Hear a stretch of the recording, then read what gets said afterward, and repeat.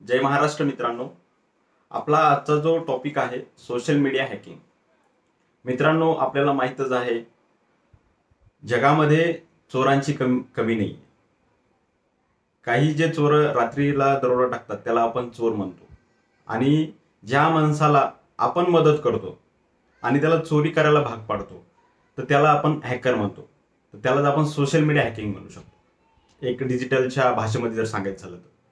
Basically social media hacking म्हणजे काय तुम्हाला माहितच आहे. जर तुम्ही रिसेंटली बघितलं असेल, एक पुण्यामध्ये एक घटना झाली. एक IT इंजिनियर आहे, त्याला 2.5 लाखाचा चुना लावून दिला. तर ते कशामुळे झालं? Social media hacking. त्याला एक व्हॉट्सअपवरून अननोन मेसेज येतो आणि त्याच्यामध्ये ते जो हॅकर्स आहे त्याच्यासोबत ब्लॅकमेल करतात आणि नंतर त्याला धमकी देतात की जर तू आम्हाला 2.5 लाख रुपये नाही दिले तर आम्ही हा जो व्हिडिओ आहे तो सोशल मीडियावर व्हायरल करू, आणि या टाईपनं ब्लॅकमेल करून त्याच्याकडून पैसा घेत असतात. तर यालाच आपण सोशल मीडिया हॅकिंग म्हणतो. जर तुम्ही दुसरी घटना बघितली, रिसेंटली एक आता संभाजीनगरमध्ये 9 लाखाचा चुना एका बिझनेसमॅनला लावले. तर त्याच्यामध्ये काय झालं, एका व्हॉट्सॲपवर ग्रुपमध्ये त्यांनी APK नावाची एक लिंक शेअर केली, आणि त्याच्यामध्ये जसं त्यांनी लिंक ती ओपन केली त्याच्यानंतर इमिडिएटली त्याचा जो पर्सनल डेटा आहे त्याच्यावरून कंट्रोल निघून गेला, आणि त्याच्यानंतर जो ती साईट आहे APK फाईल्स, त्यांनी सगळा पर्सनल डेटा आपला कंट्रोल काढून घेतला आणि पूर्ण बँक डिटेल्स जो 9 लाख रुपये अकाउंटमधून त्यांनी गायब करून टाकले. तर ह्यालाच आपण म्हणतो डिजिटल हॅकिंग. ठीक आहे, सोशल मीडिया हॅकिंग जे म्हणतो. बेसिकली सोशल मीडिया हॅकिंग म्हणजे काय, एक सोप्या सरळ भाषेत सांगायचं म्हणजे काय, आपला जो पर्सनल डेटा आहे त्याला आपण हॅकर आपल्या थ्रू त्या गोष्टी करून घेतो आणि त्याच्यामध्ये आपल्याला त्याचा आर्थिक फटका बसतो. त्याच गोष्टीला आपण म्हणतो सोशल मीडिया हॅकिंग. मित्रांनो, सोशल मीडियाचे काही प्रकार आहेत जे आपल्या मेंटली माइंडसेटशी खेळत असतात. याच्यामध्ये काय असतं, आपण पण थोडं याच्यामध्ये लालची पडलेलो असतो, त्याच्यामुळे हा फटका आपल्याला बसलेला असतो. बेसिकली हॅकर्स काय करतो, एक फिशिंग टाईप असते. फिशिंगमध्ये काय करत असतो, तो आपल्याला काही मेल्स पाठवत असतो किंवा काही लिंक्स तो आपल्याला व्हॉट्सअप थ्रू सेंड करत असतो, आणि त्या लिंक ओपन केल्यानंतर त्याच्यामध्ये आपला जो पर्सनल डेटा आहे तर तो त्याचा कंट्रोल घेऊन टाकतो, आणि त्याच्यानंतर मग तो त्याच्या वेनी त्याला हँडल करत असतो. मग आपले UPI पासवर्ड असतील किंवा गुगल पेचे पासवर्ड असतील, बँकचे पासवर्ड असतील, मग तो हँडल करून त्याच्यामधले जो पैसा आहे तो गायब करत असतो. नंतर आपण त्याला काही कंट्रोल करू शकत नाही. जर तुम्ही रिसेंटली जी संभाजीनगरमधली घटना बघितली, त्याला पोलीस स्टेशनला कंप्लेंट करूच तर त्याचे 9 लाख रुपये गायब झाले होते. मित्रांनो, सेकंड टाईप असते, एक जी दुसरी टाईप आहे ती मालवेअर असते. मालवेअर म्हणजे काय, काही फ्री गेम्स असतील, काही क्रिकेटचे ॲप असतील, जसं आपण ड्रीम11 म्हणतो. तर या टाईपचे काही ॲप्लिकेशन तुम्हाला इन्स्टॉल करा आणि तुम्हाला त्याच्यामध्ये पैसे भेटतील अशी काही लालच दाखवून आपल्याला ते सॉफ्टवेअर इन्स्टॉल करायला लावतात. त्या केसमध्ये पण काय होतं, जसं आपण ते सॉफ्टवेअर इन्स्टॉल करतो त्याच्यानंतर इमिडिएटली आपला जो डेटा आहे तो हॅक होऊन जातो, आणि नंतर आपला सगळा कंट्रोल सुटून जातो त्याच्यावरून, आणि तो सगळा आपला पर्सनल डेटा, बँकिंग डेटा सगळं तो त्याच्यावर कंट्रोल त्याचा होऊन जातो, आणि त्याचा नंतर आपल्याला आर्थिक फटका बसत असतो.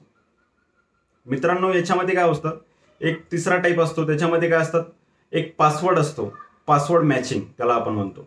पासवर्ड मॅचिंग मध्ये काय असतं, आपण जनरली जे आपण पासवर्ड असतात ते एक तर डेट ऑफ बर्थवरून असतील किंवा कोणाच्या नावावरून असतील, किंवा आपले एक तुम्ही जर युनिट डिजिट बघितले 1 2 3 7 8 9 पर्यंत असं असतात. आपण एकदम सिंपल आपल्याला आठवा म्हणून मोस्टली आपले सिमिलरच पासवर्ड असतात. तुम्ही जर बघितलं कोणाचं क्रेडिट कार्डचं, ATMचं, सपोज गुगल पे असेल, यांचे सगळ्यांचे पासवर्ड सेम असतात. त्याच्यामुळे काय होतं, हॅकर्सला ह्या गोष्टी हॅक करायला खूप इझी जातात. तर तो काय करतो, सॉफ्टवेअरवर बसून ह्या गोष्टी मॅच करत असतो की ह्या गोष्टी कुठे कुठे मॅच होतात, आणि त्याला खूप इझी जातं. आणि जर तुम्ही बघितलं, आपला जो पासवर्ड असतो तो मोस्टली 6 अंकापर्यंत असतो, आणि ते एकदम त्याला इझी जातं. तर ह्याच्यामुळे काय होतं, हॅकर पासवर्ड मॅचिंग एक सॉफ्टवेअर थ्रू तो काय करतो, आपले जे पासवर्डची लेंथ आहे ते व्हेरीफाय करत असतो. जर तुमचा पासवर्ड वीक असेल तर तो खूप इझिली ते हॅक करून घेतो. आणि एक ती चौथी गोष्ट असते, तुम्ही जर बघितलं असेल, एक असती आपली डीप फेक म्हणतो आपण त्याला, किंवा आपलं प्रोफाईल जो आहे आपल्या नावाने लॉग आउट करून टाकायचं आणि नवीन प्रोफाईल क्रिएट करायचं, आणि जेणेकरून आपले जे नातेवाईक असतील किंवा फ्रेंड सर्कल असेल त्यांना पाठवून ती लिंक तो काय करत असतो, त्यांना डिमांड करत असतो पैशाची, थोडं इमोशनल ब्लॅकमेल करणार त्या केसमध्ये, आणि त्यांच्याकडून तो पैसा उलगडत असतो आणि नंतर आपल्याला समजतं की नाही, हा तर दुसराच होता, याला तर मला पैशाची गरज पण नव्हती आणि यांनी कसं काय डिमांड केली. तर याच्यामध्ये पण फसवणूक होती. तुम्ही जर बघितलं रिसेंटली इंस्टाग्रामवर अशा घटना खूप जास्त होत आहेत. तर हे डीप फेकचे एक टाईप आहे हॅकिंगची. आणि अजून एक टाईप असते, एक दुसरी असते नेटवर्क हॅकिंग. त्याच्यामध्ये काय असतं, सपोज एखाद्या कॅफेमध्ये आपण बसलोय आणि तिथे सपोज आपण वायफाय त्या कॅफे सोबत कनेक्ट केलं, तर तो नेटवर्क आपला हॅक करून घेतो आणि त्याच्या थ्रू आपला जो डिव्हाइस आहे त्याचं पूर्ण कनेक्टिव्हिटी त्याला भेटून जाते आणि तो ऑपरेट करायला लागतो आणि त्याच्यानंतर पण आपला जो डेटा आहे तो लीक करू शकतो या केसमध्ये. तर याच्या केसमध्ये आपल्याला व्हीपीएन खूप इम्पॉर्टंट आहे, जेणेकरून आपला जो डेटा आहे तो सेफ राहतो या केसमध्ये. मित्रांनो, ह्या ज्या घटना आहेत ह्या जगभरामध्ये खूप जास्त घडल्या आहेत. म्हणजे चोरांची संख्या खूप जास्त वाढलेली आहे. आणि पहिले जर तुम्ही बघितले, पहिल्या चोरांना खूप सारी मेहनत करावी लागायची. पण आता जे सॉफ्टवेअर वाले चोर आहेत, सपोज दरोडेखोर आहेत, हे घरी बसून खूप स्मार्टली हे गेम खेळत आहेत आणि घरी बसून हे पैसे आपले लंपास करत असतात.